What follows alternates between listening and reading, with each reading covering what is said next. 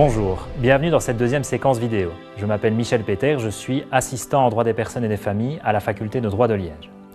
Le droit des personnes se concentre sur l'individu dans sa dimension juridique. Quand est-il une personne au regard du droit? Comment est-il identifié par le droit? Comment est-il protégé, particulièrement durant les périodes de sa vie où il est le plus vulnérable? Le droit des familles, lui, s'attache au rapport juridique entre des personnes unies par un lien affectif ou biologique. On pense aux relations de couple, mais aussi aux relations parents-enfants, ou encore aux obligations alimentaires entre ex-époux. Dans le cursus, le droit des personnes et le droit des familles font l'objet d'un seul cours. Ces deux branches du droit sont étroitement imbriquées. Par exemple, la transmission du nom de famille, qui est une matière de droit des personnes, dépend de l'établissement d'une filiation entre le nouveau-né et ses parents. Et ça, c'est une matière de droit familial. Dans cette vidéo, nous allons nous intéresser à la personne, à l'individu dans son aspect juridique. La personne constitue en effet le support de tout phénomène juridique. Comme vous le verrez dans les séquences suivantes, une personne va conclure des contrats ou engager sa responsabilité quand elle commet une faute. Mais au fond, qu'est-ce qu'une personne? Dans le langage courant, la personne, c'est l'être humain. Au sens juridique, la personne, c'est celle ou celui qui est apte à être titulaire de droits et d'obligations. Et en principe, la personnalité débute à la naissance et s'achève au décès de l'individu. Ça signifie que l'enfant dans le ventre de sa mère, celui donc qui n'est pas encore né, et à l'autre extrémité le cadavre, ne sont pas ou plus des personnes. Alors ça signifie bien évidemment pas qu'ils ne sont pas protégés par le droit, mais simplement les règles qui leur sont applicables ne sont pas celles des personnes. Ensuite se pose la question de l'identification des personnes. Comment durant leur vie distinguer telle personne de telle autre? Alors dans la vie quotidienne, il existe différentes manières d'identifier une personne, et donc de la distinguer. Le nom de famille, le sexe, l'âge, mais aussi le métier, les convictions religieuses, l'appartenance politique, etc. Sur le plan juridique, seules certaines qualités personnelles sont retenues pour identifier les individus. C'est par exemple le cas du nom de famille, qui fait l'objet d'une réglementation spécifique liée à sa transmission. En principe, chaque personne reçoit à la naissance le nom de famille d'un ou des parents. Et comme ces éléments d'identification sont jugés importants par la société, le droit en organise également l'enregistrement et la conservation via l'institution de l'état civil. L'état civil reprend un ensemble de données qui permettent d'identifier un individu, par exemple son nom et son prénom, ou de le situer par rapport à son entourage, par exemple son lien de filiation avec une autre personne. Prenons un exemple qui va nous faire revenir quelques années en arrière, à la naissance de Segunda. Dès sa naissance, Segunda est considérée par le droit comme une personne, apte à être titulaire de droits ou d'obligations. Juste après l'accouchement, les parents, ou l'un d'eux, doivent aller déclarer la naissance à l'officier d'état civil. L'officier d'état civil, c'est la personne qui est responsable de la gestion de l'état civil, qui va alors dresser son acte de naissance. L'acte de naissance mentionne les jours, heures et lieux de naissance, le nom, le ou les prénoms et le sexe de l'enfant, l'identité et le domicile de la mère, et ceux de l'autre parent si sa filiation est établie. Et notez que l'acte de naissance mentionne toujours le nom de la mère, c'est-à-dire de la femme qui a accouché de l'enfant, parce qu'on ne connaît pas l'accouchement sous X en Belgique. L'acte de naissance, c'est le tout premier acte d'état civil qui enregistre les données d'identification de la personne, ce qui fait que Segunda est Segunda et pas quelqu'un d'autre. Alors on vient dire que toute personne, du seul fait de son existence, est apte à être titulaire de droits.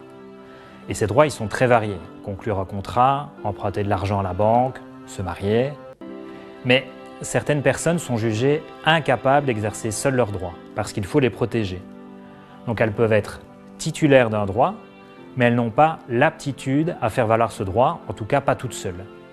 Dans le cadre de cette capsule, je vais vous parler d'une des nombreuses catégories de personnes considérées comme incapables. Un mot assez dur pour dire non susceptibles d'exercer toutes seules leurs droits. Ces personnes, ce sont les mineurs. En droit belge, le mineur, c'est la personne qui est âgée de moins de 18 ans. Retrouvons Segunda, maintenant âgée de 15 ans. Et disons qu'à cette période, une riche mais lointaine tante, veuve et sans enfant, lui fait donation d'une importante somme d'argent. Alors en droit belge, le bénéficiaire d'une donation doit accepter ou refuser ce don. Ce choix revient uniquement à Segunda. Mais elle ne peut pas l'exercer seule, ce choix, parce qu'elle est mineure, et en Belgique, le mineur est représenté par ses parents. Ce sont eux, des personnes majeures, qui exercent au nom et pour le compte de leur enfant mineur ses droits et ses obligations dans son intérêt. Dans notre exemple, ce sont donc les parents qui décideront si, oui ou non, Segunda accepte ou refuse la donation. Et remarquez bien que la limite ici, elle est fixée à 18 ans, et ça, peu importe si Segunda comprend parfaitement les implications de la donation, donc ses avantages et ses inconvénients. Alors, est-ce que ça signifie qu'un mineur ne peut jamais faire valoir ses droits par lui-même? Non, bien évidemment. Le droit contient plusieurs nuances, plusieurs exceptions qui favorisent l'autonomie du mineur. Autrement dit, certains actes juridiques, et leur nombre tend à augmenter avec le degré de maturité du mineur, peuvent être accomplis par le mineur seul. C'est le cas par exemple en matière médicale. Un mineur peut consentir seul à une opération médicale sans devoir être représenté par ses parents si le médecin le juge apte à apprécier raisonnablement ses intérêts. Reprenons ce qu'on vient de dire jusqu'ici. Le droit des personnes détermine l'insertion juridique de l'individu dans la société. Et il assure aussi la protection des plus vulnérables, comme les mineurs, mais aussi, c'est un autre exemple, les personnes très âgées. Il y a aussi un troisième aspect du droit des personnes. Tout au long de sa vie, une personne aura des droits divers et variés. Il y a toutefois une catégorie de droits qui nécessite une attention particulière. Ce sont les droits de la personnalité. Les droits de la personnalité protègent les attributs de l'individualité de la personne, et cela contre les empiètements de tiers ou de l'autorité. Par exemple, les débordements de l'enregistrement de nos données au niveau informatique sur notre vie privée. Chaque personne dispose de ses droits du seul fait de son existence. Et nous pouvons classer ces droits en deux catégories. Ceux directement en rapport avec le corps de la personne et ceux qui protègent son intimité et sa vie privée. Prenons un exemple issu de la première catégorie dont vous avez probablement déjà entendu parler, l'interruption volontaire de grossesse. L'interruption volontaire de grossesse, c'est quoi? C'est un acte médical nécessaire pour interrompre une grossesse. En Belgique, l'IVG a été dépénalisé par la loi du 3 avril 1990.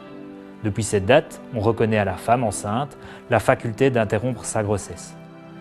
Cette faculté repose sur l'idée que l'individu est le mieux placé pour prendre des décisions concernant son corps, même si cette décision doit être mise en œuvre par un tiers. Alors attention, cette faculté, elle est bien évidemment encadrée par la loi, qui va fixer des limites à l'autonomie. Dans le cas de l'IVG, il s'agit de prendre en compte d'autres intérêts, particulièrement le sort du fœtus, mais aussi les conceptions qui ont cours dans la société par rapport à la protection de la vie humaine.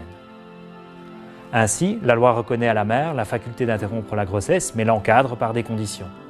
Pour une grossesse de moins de 12 semaines, la femme enceinte doit être déterminée à interrompre sa grossesse, ce qui est apprécié par le médecin chargé de pratiquer l'IVG. La demande doit être écrite. L'intervention doit se situer au plus tôt 6 jours après une première consultation obligatoire et le médecin doit informer la femme enceinte des risques médicaux ou actuels liés à l'intervention. Toutes ces conditions font l'objet d'un constant débat, preuve que le droit des personnes est au cœur des réflexions éthiques.